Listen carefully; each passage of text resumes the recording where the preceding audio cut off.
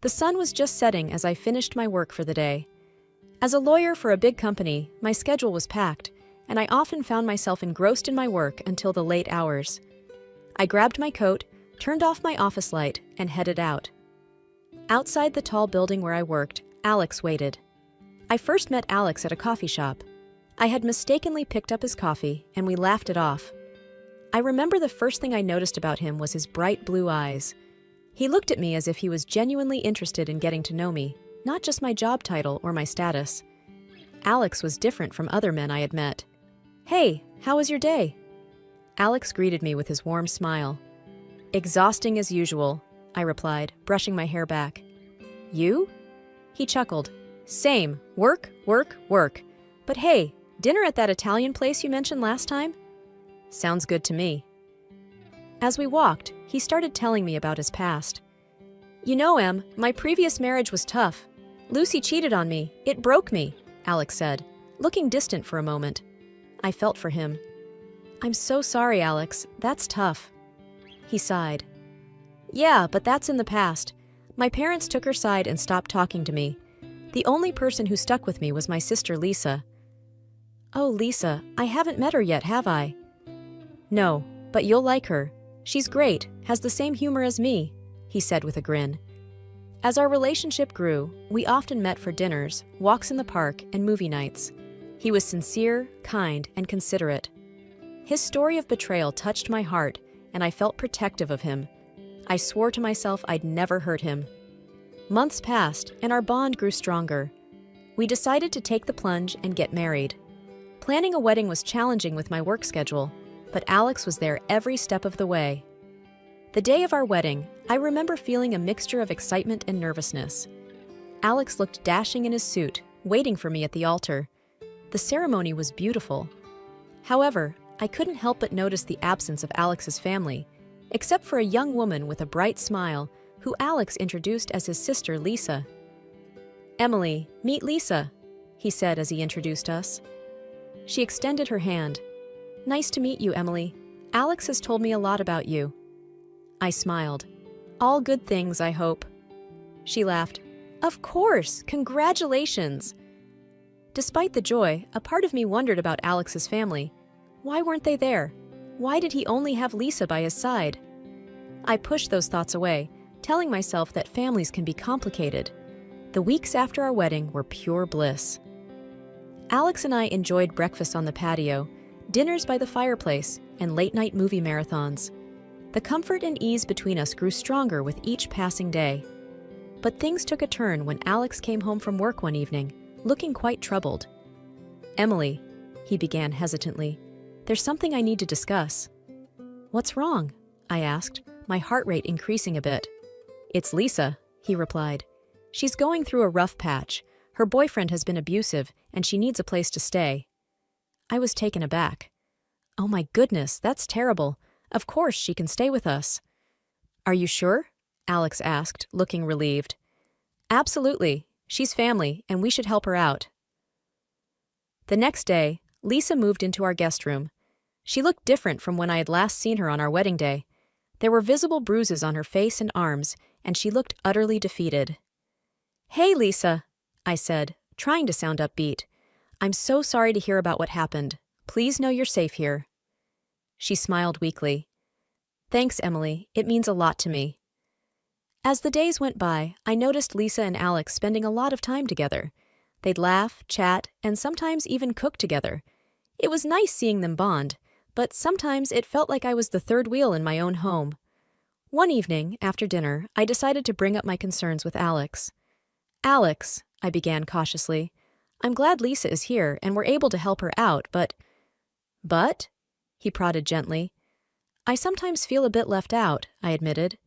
"You both seem so close, and I just wish I could be a part of that." Alex looked thoughtful for a moment. "I understand where you're coming from, Em, but Lisa and I have shared a lot over the years. I promise, though, I'll make an effort to ensure you don't feel this way."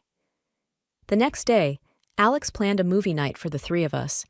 It was fun, filled with laughter, popcorn fights, and reminiscing about old times.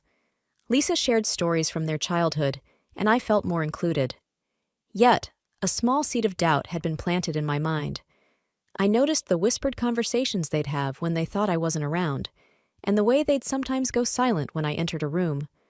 I tried to dismiss it as sibling closeness, but something didn't sit right.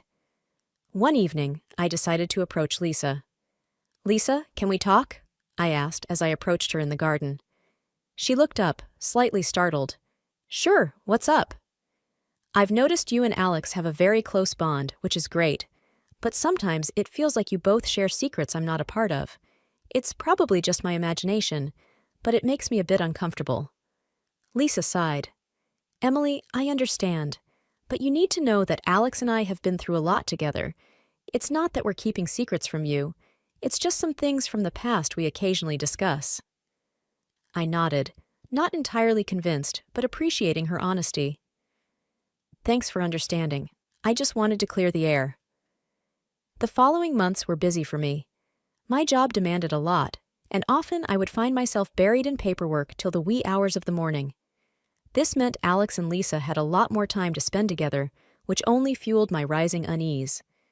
They seemed to share a bond I couldn't quite grasp, and the few moments I had at home were filled with hushed whispers and awkward silences.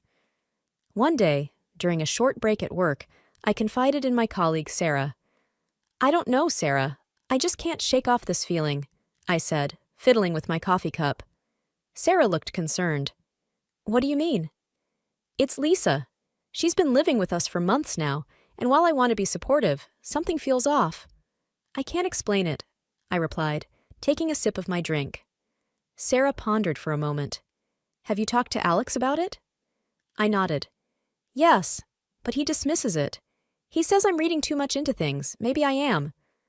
Sarah leaned in, lowering her voice. "You know, if you really want to ease your mind, I have a friend in the police department. Maybe he could look into whether Lisa really reported any abuse." The idea was tempting.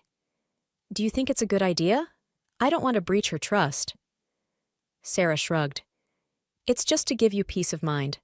If there's a report, then you know she's being truthful. If not, then you have every right to be concerned." I hesitated for a moment before finally nodding. "Okay, let's do it." A few days later, Sarah approached me with the information. "Emily, there's no record of Lisa reporting any abuse." My heart sank. "What? Are you sure?" Sarah nodded, looking grim. "My friend double-checked. There's nothing." Feeling like I was in some sort of bad dream, I headed home, my mind racing. I wanted to confront Lisa, but I decided to approach the situation carefully. That evening, during dinner, I casually broached the subject. "Lisa," I began cautiously, "I have a friend who works with domestic abuse victims. She said she could help if you wanted to move forward with a case, or even just counseling." Lisa looked taken aback.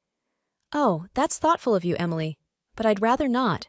It's a painful chapter, and I just want to move on." "But it's important to report these things," I pressed on, watching her closely, "for your safety and others." She looked flustered. "I know, but it's my choice. I don't want to drag everything back up." The conversation ended there, but my suspicions only grew stronger. Over the next few weeks, I became more observant. I noticed things: the glances they shared, the way they seemed to communicate without words, and the secretive phone calls Lisa would often take outside. One day, as I was searching for a file in our home office, I stumbled upon a photo.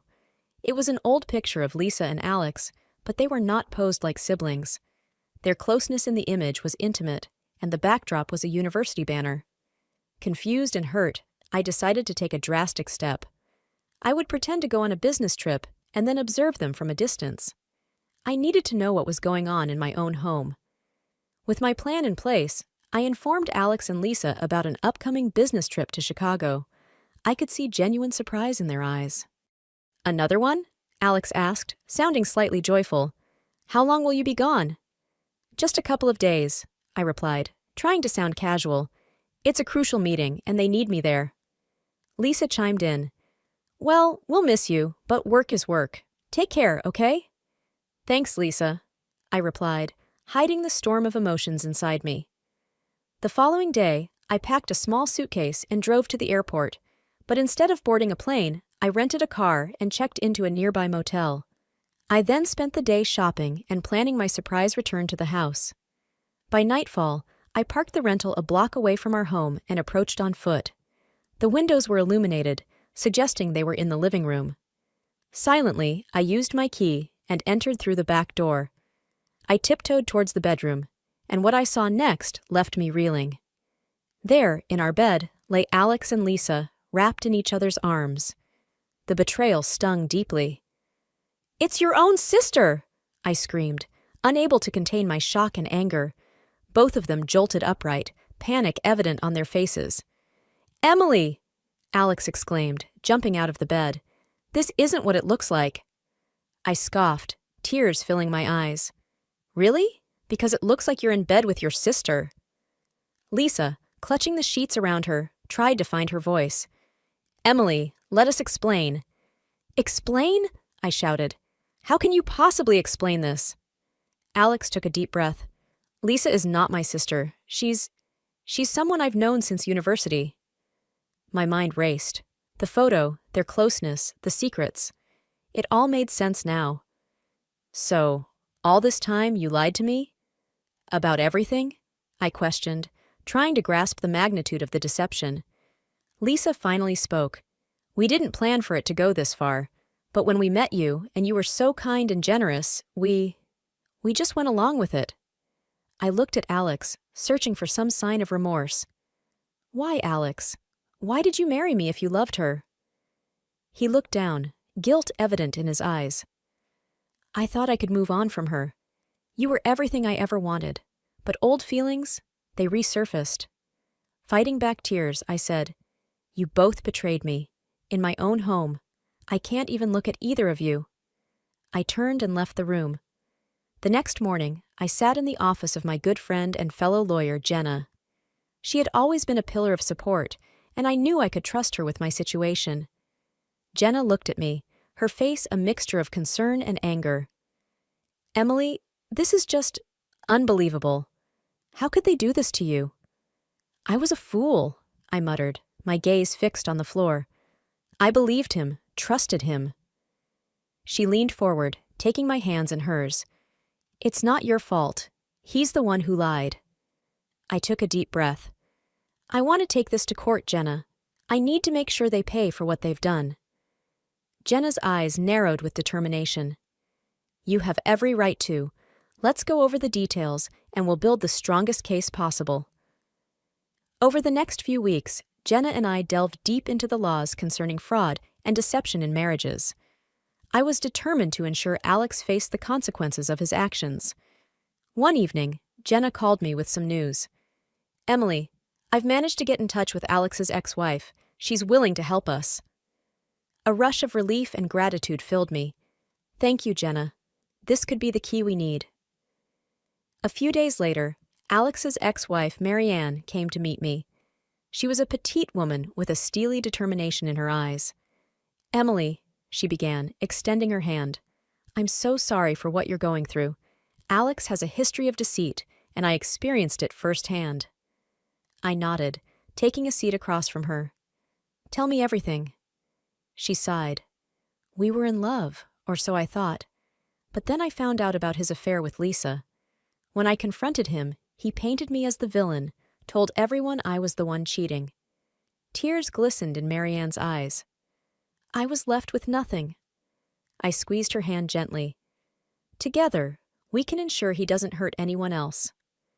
A determined look crossed Marianne's face. "I still have all the evidence. Text messages, photos, everything. We can use it in court." Our strategy was becoming clearer.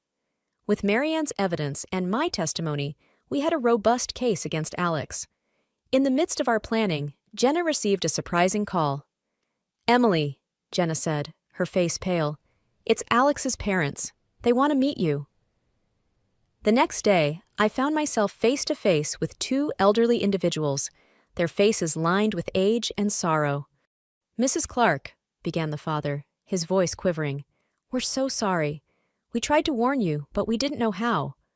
The mother, tears streaming down her face, added, "We disowned Alex after what he did to Marianne, but we never imagined he'd do something like this again." Their words only fueled my determination. "We're taking this to court. He won't be able to hurt anyone else." The day of the trial had arrived. My heart raced as I entered the courthouse, Jenna by my side. The courtroom was filled to capacity, a testament to the gravity of the case and the scandal surrounding it. As I took my seat, I saw Alex and Lisa across the room. They were huddled together, whispering amongst themselves. Alex glanced in my direction, a flash of guilt crossing his eyes.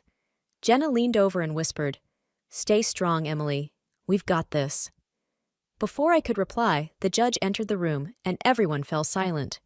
The trial began with opening statements. Jenna presented our case powerfully, laying out the web of deceit spun by Alex and Lisa. Their lawyer tried to paint a picture of a simple misunderstanding, but the skepticism in the room was palpable. The real turning point came when Marianne took the stand. She spoke calmly and clearly, recounting the betrayal she'd faced at Alex's hands. "I loved him," she said, her voice breaking slightly. "But he took everything from me, my reputation, my self-worth." She then shared the evidence she had kept, text messages, photos, and even a letter from Alex confessing to his lies. Alex's lawyer attempted to discredit Marianne, implying that she was bitter and out for revenge. But her dignity and the evidence spoke for themselves. After Marianne, it was my turn. I told the court about my relationship with Alex, our whirlwind romance, and the gut-wrenching betrayal I had felt when I discovered the truth. I spoke about how I had opened up my home and my heart, only to be repaid with deceit. Lisa was called to the stand next. She seemed nervous, often stumbling over her words. When Jenna questioned her about their relationship, she admitted, "Yes, Alex and I have been in a relationship for years, but we never meant to hurt anyone." Jenna pressed on, "So why lie about being siblings? Why weave such a complicated web of deceit?" Lisa looked down, tears in her eyes. "I love him. I'd do anything for him. But I know now that what we did was wrong." Finally, it was Alex's turn to testify. He looked defeated, a stark contrast to the confident man I had once known. "Why did you do it, Alex?" Jenna asked pointedly. He sighed. "I thought I could have it all. Emily's love and support, and Lisa's companionship. I never thought it would all unravel like this." The cross-examination was intense, but Alex's admissions left little room for his defense to maneuver. The closing arguments were passionate. Jenna made a compelling case for the pain and suffering caused by Alex and Lisa's actions. Alex's lawyer tried to argue that no real harm had been done, but it was clear the jury wasn't buying it. As the trial concluded and the jury went to deliberate, I felt a mix of relief and anxiety. I had done all I could. Now it was in the hands of the jury. Hours seemed like days, but finally the jury returned with their verdict. The tension in the room was palpable. The foreperson stood up. "We find the defendants, Alex and Lisa, guilty of fraud and intentional infliction of emotional distress." After the trial, there was a whirlwind of media attention. Reporters wanted interviews, and people I barely knew reached out with messages of support. But I was done with the spotlight. I wanted to move on. I wanted a fresh start. One evening, Jenna and I sat on my porch, sipping tea and discussing the past events. Jenna looked at me with a concerned expression. "Em, I know you want to move on, but you can't just suppress all that happened. You've got to process it." I looked out into the distance. "I know, Jenna, but every time I think of Alex and Lisa, I feel this burning rage. I want to forget them and everything associated with them." She sighed. "It's natural to feel that way, but running away from it won't help. Maybe you should consider therapy? It could help you work through those emotions." I nodded. "I've thought about it. I'll give it a try." A few days later, I met Dr. Carter, a renowned therapist. During our first session, I recounted my story, and she listened patiently. When I finished, she said, "Emily, you've been through a traumatic experience. It's okay to feel angry, sad, or any other emotion, but remember, healing takes time." In the weeks that followed, I immersed myself in therapy. Slowly, I began to understand and accept my feelings. I learned that healing wasn't about forgetting, but about finding a way to live with the memories without letting them control me. One day, after a particularly intense session, Dr. Carter said, "Emily, you've made significant progress, but have you thought about what's next for you?" I paused. I want to rebuild my life, maybe even find love again, but the thought of trusting someone scares me. She smiled gently. It's natural to feel that way. But remember, not everyone is like Alex. When you're ready, you'll find someone who values and respects you for who you are. Months passed, and I threw myself into work, taking on challenging cases and fighting for justice. My reputation as a tenacious lawyer grew, and so did my confidence. One evening, while working late at the office, I heard a knock on my door. I looked up to find Mark, a fellow lawyer whom I'd worked with on a few cases. "Hey, Emily, working late again?" he asked with a warm smile. I smiled back. You know me, always chasing deadlines. Mark chuckled. "Want to grab a coffee? Take a break?" I hesitated for a moment, then thought, why not? "Sure, let's do it." Over coffee, Mark and I chatted about everything, work, life, and even my ordeal with Alex. Mark was understanding and supportive. "You're incredibly strong, Emily. Not many could come out of such a situation with so much resilience."